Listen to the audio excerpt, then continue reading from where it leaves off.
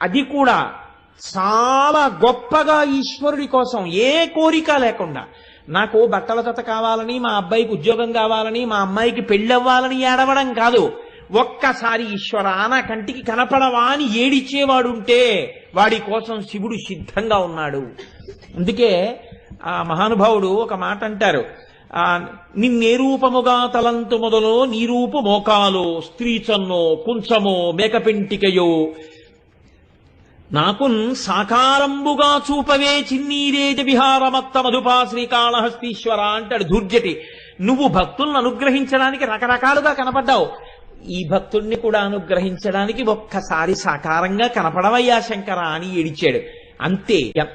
మహానుభావులు చూడండి, కృష్ణదేవరాయల వారి ఆస్థానంలో ఉన్న వాళ్ళు అష్టదిగ్గజాలు ఎన్నో పుస్తకాలు రాశారు. ఏ పుస్తకమైనా దేవాలయాల గోడల మీద నిలబడిందా?